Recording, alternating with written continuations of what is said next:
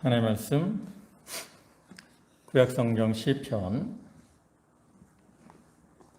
149편입니다.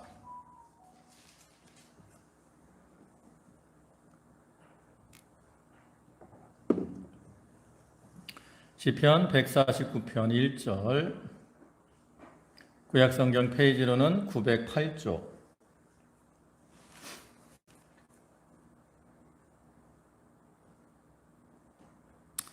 시편 149편 1절부터 9절까지 말씀입니다. 한 절씩 교독하겠습니다. 할렐루야. 새 노래로 여호와께 노래하며 성도의 회중에서 찬양할지어다. 이스라엘은 자기를 지으신 자로 인하여 즐거워하며 시온의 자민은 그의 왕으로 인하여 즐거워할지어다. 춤추며 그의 이름을 찬양하며 소고와 수금으로 그를 찬양할지어다. 여호와께서는 자기 백성을 구하시며 겸손한 자를 구원으로 아름답게 하시겠습니다. 성도들은 영광 중에 즐거워하며 저희 침상에서 기쁨으로 노래할지어다. 그 입에는 하나님의 명령이요 그 숨에는 문을 가진 이것으로 열방에 보수하며 민족을 벌하며 저희 왕들은 사슬로 저희 귀인들은 총으로 결박하고 9절은 다 같이 봅니다. 기록한 판단도 저희에게 시행하실지어다. 이런 영광은 그 모든 성도에게 있도다. 할렐루야. 아멘. 여기 오늘 시편 149편 말씀을 보셨는데 본시는 그 저자 미상의 감사시로서 창조주이시자 진정한 왕이신 하나님이 과거에 많은 원수들로부터 보호해 주심에 대해서 하나님의 백성 모두의 찬양을 촉구하고 있는 것으로서 앞에 148편과 내용적으로 대꾸를 이루고 있는 시입니다. 즉 앞에 148편이 창조주 하나님에 대한 전 우주적인 찬양을 촉구하고 있는 것이라면 여기 149편은 구속주, 구세주 하나님께 대해서 구속받은 백성들이 회중적으로, 그러니까 구속받은 하나님의 백성들의 회중적인 찬양을 촉구하고 있는 내용이죠. 뒤에 이제 본시의 후반부에 나타난 악인들에 대한 심판과 성도들에 대한 승리의 묘사가 기록이 되어 있는데요.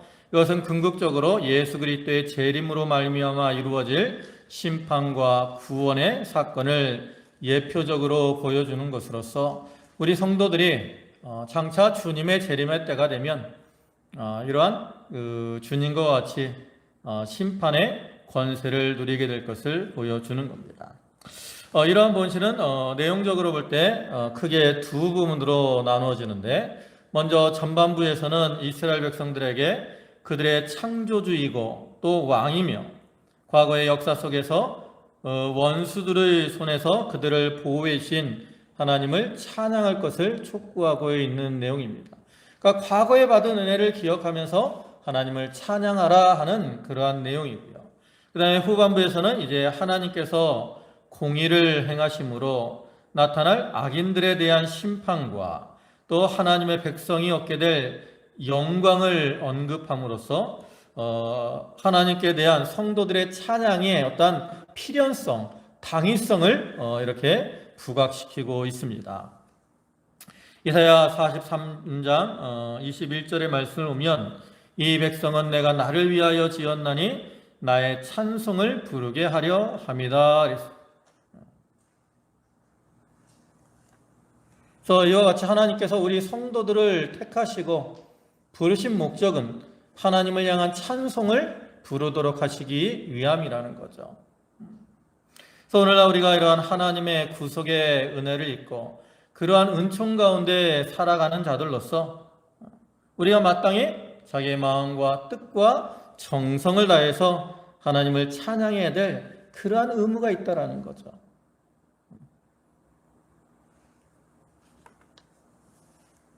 그래서 우리가 이러한 뒤에 나타날 그 장차 누릴 영광 또 권세 이러한 것들에 대한 소망을 가지고 또 하나님께서 우리에게 베풀으신 그 구원의 은혜를 기억하면서 우리가 기쁨으로 하나님을 찬양하는 그러한 성도들이 다 되도록 해야 되겠습니다.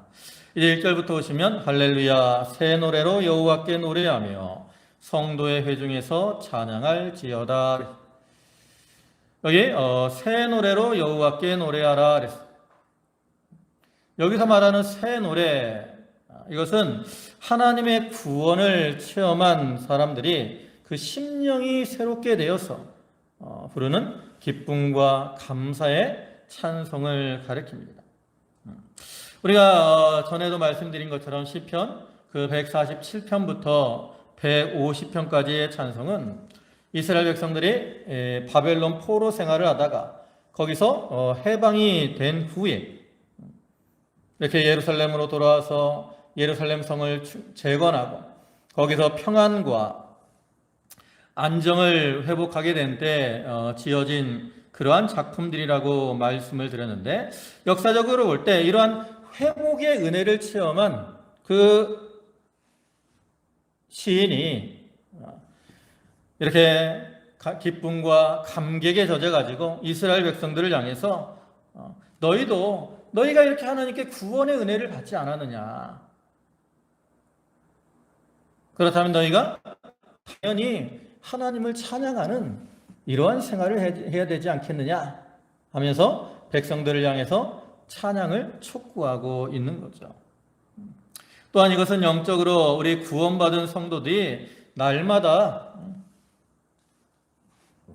하나님의 그 은혜를 통해서 살아가면서 또 그 말씀을 깨닫고 또 심령이 새롭게 되어서 이렇게 새 노래로 하나님을 찬양하는 삶을 살아야 될 것을 권고하고 있는 말씀이죠. 그러면서 이어서 뭐라고 합니까? 성도의 회중에서 찬양할지어다 그랬어요. 여기 성도의 회중, 여기 성도라는 말은 그 히브리어로는 하시트라라는 단어를 사용하는데 여호와를 사랑하는 자라는 그러한 말입니다. 그래서 이거는 좀 더 깊이 나가면 하나님의 말씀과 규례를 지키며 순종하는 자들을 가리키지만 일반적으로는 구약시대 이스라엘 백성들을 가리키는 것이고 또 오늘날에는 교회와 성도들을 가리키는 거죠.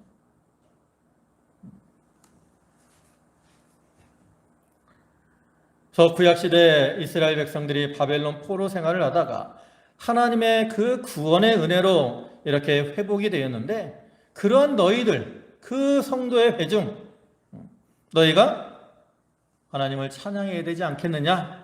이렇게 권고하고 있는 것이고 또 오늘날 우리 성도들에게도 우리가 하나님의 그 은혜로 말미암아 구원을 받아서 이제 성도라는 이름으로 하나님을 섬기게 되었는데 그러한 우리들이 마땅히 하나님을 찬양하는 삶을 살아야 될 것을 교훈하는 거죠. 그래서 우리는 이렇게 우리 성도들이 여기 나온 것처럼 이렇게 늘 기쁨으로 새 노래로 하나님을 찬양하는 삶을 살아가야 됩니다. 그 다음에 이어서 2절에 이스라엘은 자기를 지으신 자로 인하여 즐거워하며 시온의 자민은 저희의 왕으로 인하여 즐거워할지어다. 춤추며 그의 이름을 찬양하며 소고와 수금으로 그를 찬양할지어다. 여기 이스라엘 또 시온의 자민 그랬어요. 이거는 뭐 역사적으로 하나님의 백성 이스라엘 백성들을 가리키는 것이고 또 궁극적으로는 성도들을 가리키는 건데 하나님께서 이렇게 이스라엘 백성들 또 시온의 자민 하나님이 그들을 창조하셨고 또 이들의 왕이 되어십니다. 하나님은 만물의 창조주로서 특별히 이스라엘 백성들을 선택하시고 그들을 대적의 손길에서도 구원해 주시고 회복시켜 주시며 보호해 주시는 그러한 하나님이시죠.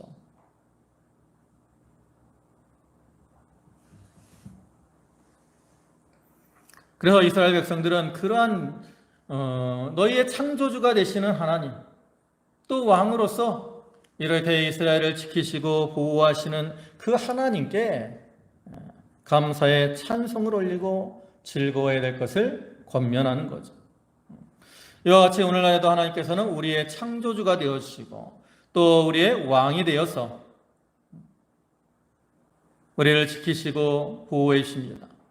또 우리를 푸른 초장과 쉴만한 물가와 같은 곳으로 우리를 인도해 주시기도 하죠. 그래서 그러한 은혜를 받은 자들로서 우리들이 늘 하나님으로 인해 즐거워요. 또 하나님을 찬양해야 돼요. 근데 찬양할 때 어떻게 찬양하라고 말합니까? 춤추며 그 이름을 찬양하고 또 소고와 수금으로 그를 찬양할지어다 그랬어요. 이 춤추며 찬양하라라는 말은 이 춤추는 것은 이 히브리인들에게 있어서 어떤 종교 그 행사에 있어서 어떤 최고의 기쁨을 표현하는 그러한 행위입니다. 그래서 우리가 사무엘하 6장을 보면 그 다윗이 이제 하나님의 언약궤를 다윗성으로 올리는 그러한 모습이 나타나거든요. 네, 다윗은 그 하나님의 언약궤를 이렇게 다윗성으로 올려올 때 그것이 너무나 기쁘고 즐거운 거예요. 그래서 어떻게 해요? 다윗이 이제 배로 된 에봇을 입고 거기서 막 춤을 추며 막 신나게 백성들과 함께 노래를 하죠. 근데 사울의 딸인 미갈이 그러한 다윗의 모습을 보고 다윗이 왕이 품위가 없이 저렇게 행동한다라고 다윗을 조롱하지만 다윗은 그 하나님의 언약궤가 이렇게 올라오는 게 너무나 기쁜 거예요. 자기도 모르게 이렇게 춤을 추면서 기쁨으로 하나님을 찬양하는 거죠. 그러한 모습과 같이 우리도 참 어떠한 힘을 다해서 즐거움으로 하나님을 찬양해야 될 것을 나타내는 거죠. 또 이어서 소구와 수금으로 찬양하라 그랬는데 그러니까 이렇게 춤추며 또 소고와 수금으로 이렇게 찬양하라라는 말은 어떠한 최고의 기쁨 또 희열의 감격을 가지고 하나님을 찬양해야 될 것을 권고하는 거죠. 그러니까 오늘날 우리가 이렇게 하나님을 찬양함에 있어서 그냥 단순히 입술에서 입에서 나오는 대로 그냥 하나님을 힘없이 이렇게 찬양할 것이 아니라 마음으로부터 우러나오는 그러한 기쁨을 가지고 하나님을 찬양해야 될 것을 가리키는 거죠. 그러니까 우리가 하나님 앞에 나와서 찬양할 때나 기도할 때나 예배할 때 그냥 형식적으로 이렇게 예배당에 앉아서 그냥 앉아있고 또 입술로만 찬양하고 머리로는 딴 생각하고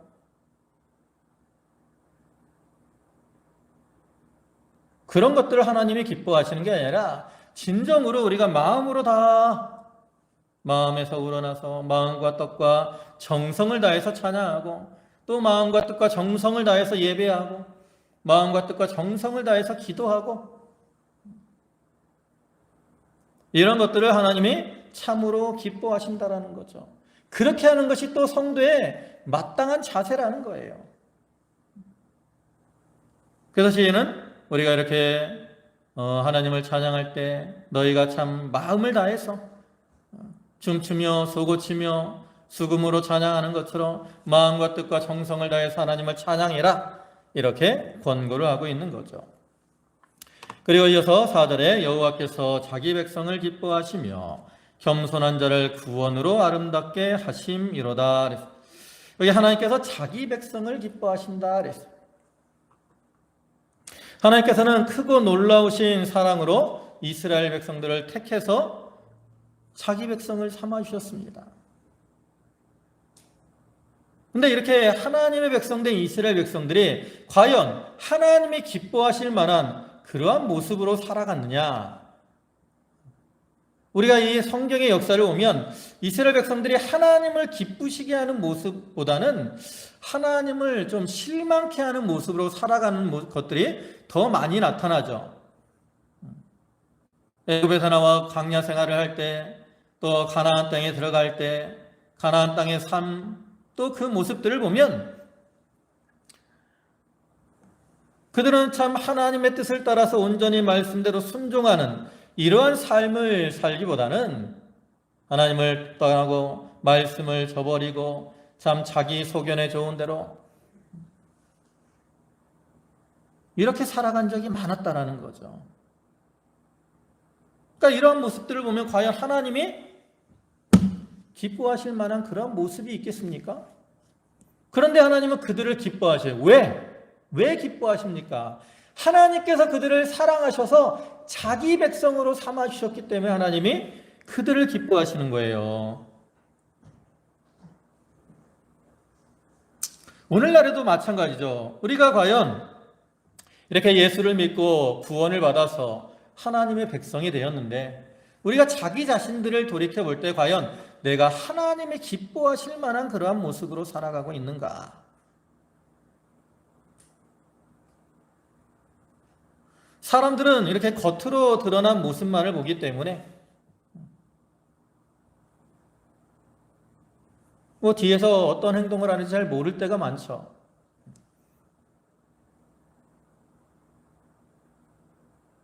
근데 제가 이렇게 강대상에 이렇게 서서 밑을 보라고 하면 여러분들이 이렇게 뭐 하는 것들이 대부분 다 보여. 여러분들은 모를 거라고 생각을 하고 각자 뭐 이렇게 행동들을 할지 모르지만 위에서 보면 웬만한 행동들은 다 보입니다. 근데 하늘에서 하나님이 우리를 감찰하실 때 하나님은 우리의 그 불꽃 같은 눈으로 우리를 감찰하시기 때문에 우리의 모든 면, 우리의 잘하고 못하는 모든 면을 하나님은 다 아신다라는 거죠.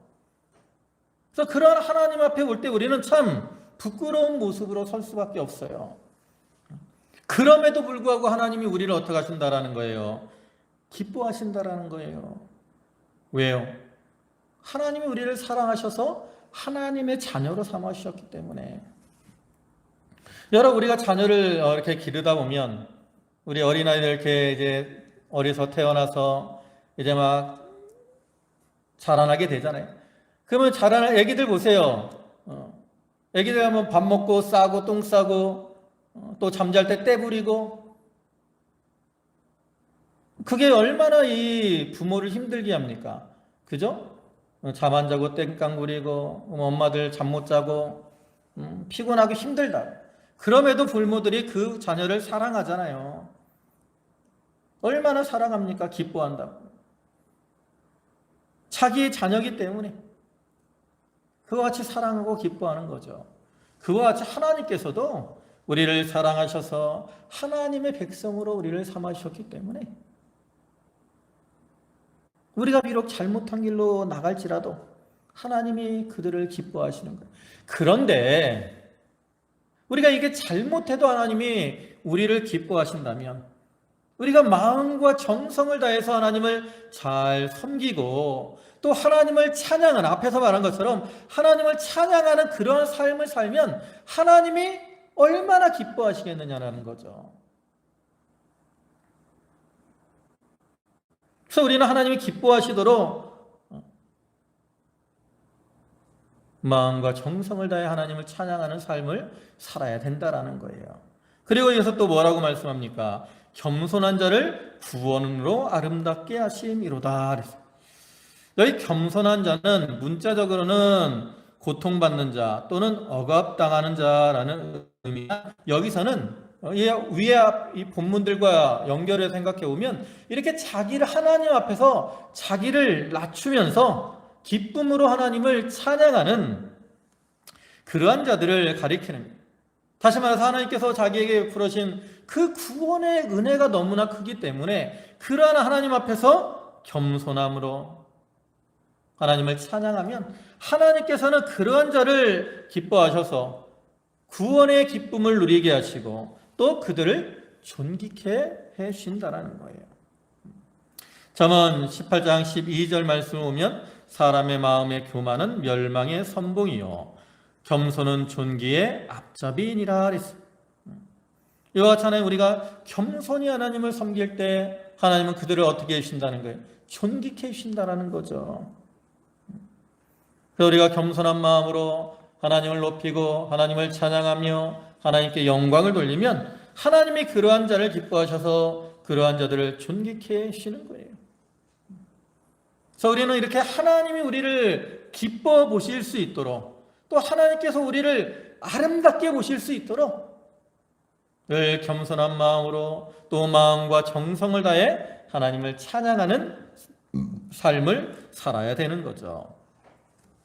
또 5절에는 성도들은 영광 중에 즐거워하며 저희 침상에서 기쁨으로 노래할지어다.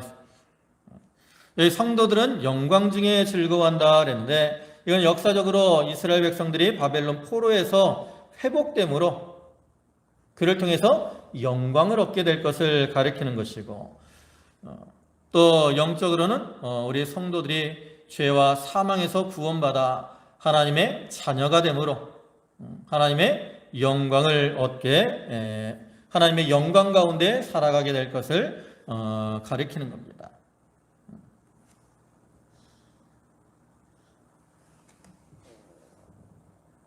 하나님께서 우리에게 구원의 은혜를 베풀으실 때 그것을 체험한 사람들은 그 구원의 기쁨이 너무나 크다고. 그러니까 어떻게 돼요? 저희 침상에서 기쁨으로 노래한다 그랬잖아요.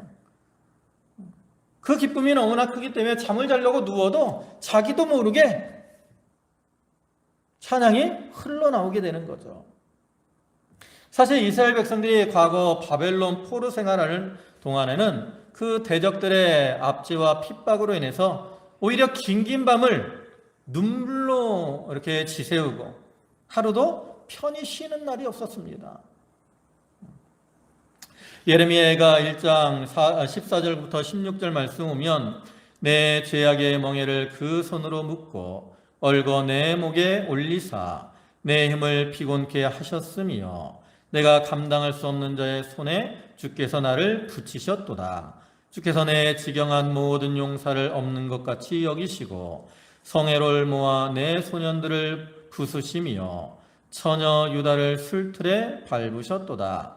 이를 인하여 내가 오니 내 눈에 눈물이 물같이 흐름이요 나를 위로하여 내 영을 소생시킬 자가 멀리 떠났음이로다. 이렇게 자기들의 죄로 인해서 하나님이 그들을 이렇게 결박하시고 사로잡혀 가게 했을 때 어떻게 됐다라는 거예요. 이로 인하여 내가 우니 내 눈에 눈물이 물같이 흘렀다 그랬어요. 물같이. 바벨론 포로로 잡혀갔을 때의 생활의 상태를 보여주는 거죠. 그런데 그러한 생활에서 이제 하나님의 그 섭리로 말미암아 바벨론 포로에서 해방이 되고 이제 본국으로 귀환되는 그러한 구속의 은혜를 누리게 되었어요. 그리고 그러한 구속의 은혜 가운데 이제 이들이 평안을 누리게 되었다라는 거죠. 그러니까 너무나 그것이 기쁘고 감사한 거예요. 그래서 시인은 이렇게 침상에서까지 하나님을 찬양하라 이렇게 요청을 하고 있는 거죠. 오늘날에도 우리도 마찬가지입니다. 우리도 죄와 사망에 종살이하면서 또 세상 가운데서 고통당하고 멸망받을 수밖에 없던 그러한 자들이었는데 하나님께서 구속의 은혜를 통해서 우리를 해방시켜 주시고 또 하나님의 자녀 삼아 주시고 하나님의 은혜 가운데 살게 하셨어요. 또 우리가 이러한 은혜 가운데 살면서 이제는 우리의 심령이 깨어가지고 하나님을 찬양하며 하나님께 기도하는 그러한 삶을 살아가야 되는 겁니다. 이러한 삶이 이렇게 참 침상에 누워서 잠이 들려고 하는 순간까지도 하나님을 향한 찬양이 나오는 이러한 삶이 참으로 복되고 은혜로운 삶이라는 거죠. 그리고 이어서는 이제 우리 성도들이 장차 세상을 심판하게 될 것을 예언적으로 교훈하는 말씀인데 6절에 그 입에는 하나님의 존영이요 그 수중에는 두 날 가진 칼이로다 그랬습니다. 이스라엘 백성들이 이제 바벨론에서 해방이 되어서 그러한 하나님의 구원의 은혜와 섭리를 체험했을 때 그 입에서 이제 찬양으로 하나님의 존영을 나타내야 된다라는 거예요. 구원받은 자들은 마땅히 그 찬양을 통해서 하나님께 영광을 돌려야 된다라는 거죠. 또 그 다음에 그 수중에는 두 날 가진 칼이로다 그랬어요. 이렇게 구원받은 이스라엘 백성들이 이제 다시는 원수들에게 사로잡혀 가지 않도록 어떻게 해야 돼요? 자기를 지키는 생활을 해야 된다라는 거죠. 그래서 우리가 느헤미야서를 보면 그 이스라엘 백성들이 이제 바벨론 포로에서 귀환한 후에 성벽을 건축하는데 대적들의 방해가 자꾸 생기잖아요. 그러니까 어떻게 해요? 그들이 무기를 들고 성벽을 건축하는 일을 감당하게 되죠. 그래서 느헤미야 4장 16절부터 보면 그때로부터 내 종자의 절반은 역사하고 절반은 갑옷을 입고 창과 방패와 활을 가졌고 민장은 유다 온 족속의 뒤에 있었으며 성을 건축하는 자와 담부하는 자는 다 각각 한 손으로 일을 하며 한 손에는 병기를 잡았는데 건축하는 자는 각각 칼을 차고 건축하며 나팔 부는 자는 내 곁에 섰었느니라. 이와 같이 자기를 지키기 위해서 무기를 잡고 싸우고 예비하고 있었다라는 거죠. 또한 이것은 영적으로 우리 구원받은 성도들이 그 심령이 깨어가지고 이러한 영적인 세계에 살면서 노래로 하나님께 존귀와 영광을 돌리는 이러한 생활을 해야 되고요. 그 다음에 또 장차 세상을 심판하는 권세를 누리게 될 것을 의미합니다. 또 요한계시록 2장 26절에 이기는 자와 끝까지 내 일을 지키는 그에게 만국을 다스리는 권세를 주리라 그랬습니다. 이와 같이 승리하는 자에게는 하나님 무슨 권세를 주십니까? 만국을 다스리는 권세를 주셔요. 마태복음 28장에서 예수님 뭐라고 하셔요? 하늘과 땅에 있는 모든 권세를 내게 주셨으니 그러잖아요. 예수님께서 하나님으로부터 이러한 하늘과 땅에 있는 모든 권세를 받으셨다고. 그리고 어떻게 했어요? 그 권세를 다시 우리에게 주셨어요. 그래서 우리가 그러한 권세를 누리게 되는 거죠. 또 여기서 두 날 가진 칼은 또 다른 의미로는 그 히브리서 4장 12절은 하나님의 말씀은 살았고 운동력이 있어 사후의 날선 어떤 검보다도 예리하여 혼과 영과 및 관절과 골수를 찔러 쪼개기까지 하며 또 마음의 생각과 뜻을 감찰하나니 그랬어요. 좌우의 날선 검, 이건 바로 하나님의 말씀을 가리키는 거예요. 그래서 우리 성도들이 하나님의 말씀을 붙들고 살면 그 말씀으로 마귀의 세력을 이렇게 이기고 승리하는 삶을 살아갈 수 있고 그를 통해서 하나님을 영화롭게 하는 자가 될 수 있다라는 거죠. 그래서 우리는 늘 이렇게 하나님 말씀을 붙들고 또 그 말씀을 따라 믿음을 지키고 그를 통해서 하나님께 영광을 돌려드리는 삶을 살아가야 되는 겁니다. 그리고 7절에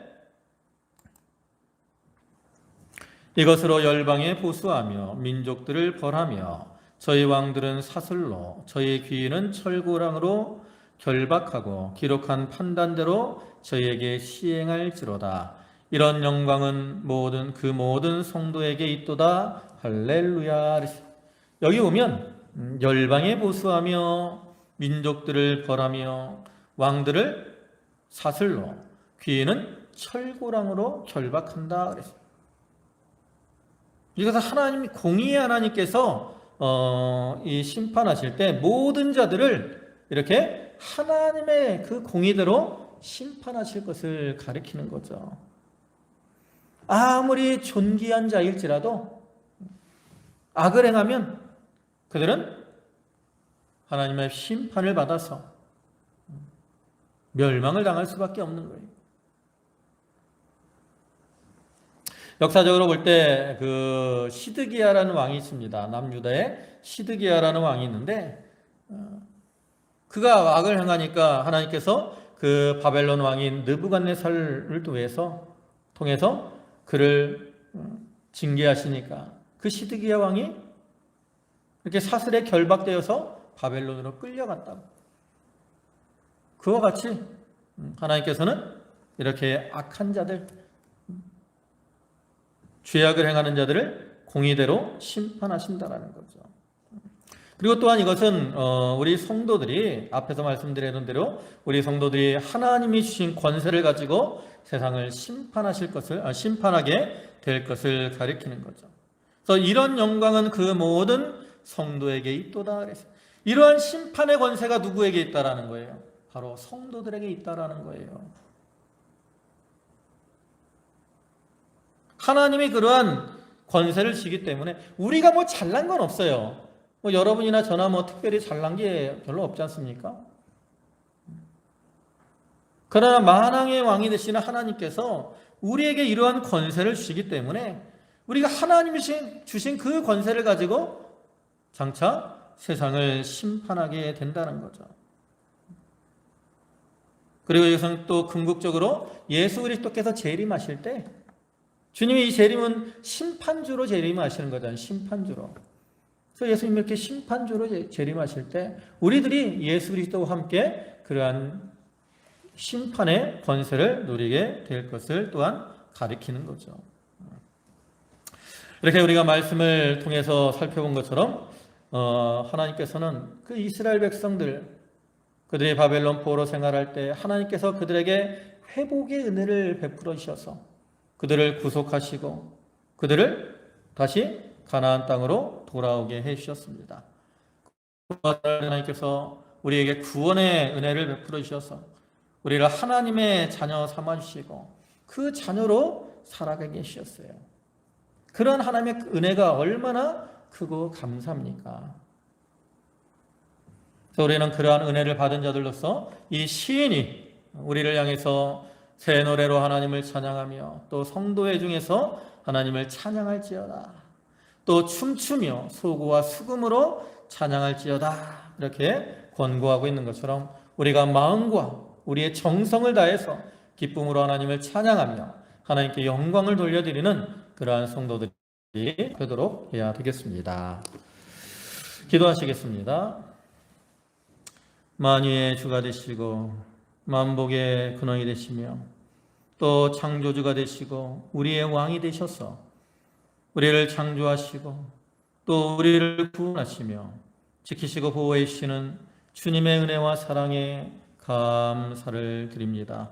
아버지 하나님, 이렇게 구원의 은혜를 받은 자들로서 우리가 이제 10년이 새롭게 되어 새 노래로 하나님을 찬양하며 또 춤추며 소고치며 수금으로 온 마음과 뜻과 정성을 다해서 하나님을 찬양하는 그러한 저희의 삶이 되게 하여 주시옵소서.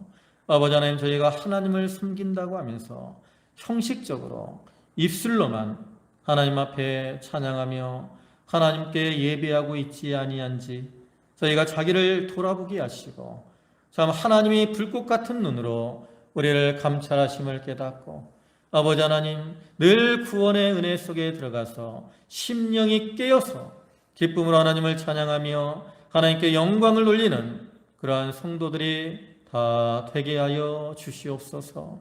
아버지 하나님, 이제 고3 학생들 수시 원서를 넣을 때가 되었습니다. 아버지 하나님, 그 학생들 위에 함께 하시고 그들의 앞길을 하나님이 친히 권고하시고 인도하셔서 저들의 삶이 주님 안에서 형통케 하시고 복되게 하여 주시옵소서. 또한 우리 성도들 가운데 연약한 성도들을 하나님이 기억하여 주시고 육신적으로 연약한 심령들 위에 육신의 강건함을 허락하여 주시고 또 곤고하고 또 상처받은 이러한 모든 심령에도 하나님이 위로와 평강을 더하여 주시옵소서. 모든 말씀 부활이요 생명이 되시는 우리 구주 예수 그리스도의 이름으로 감사하며 기도 올리옵나이다. 아멘.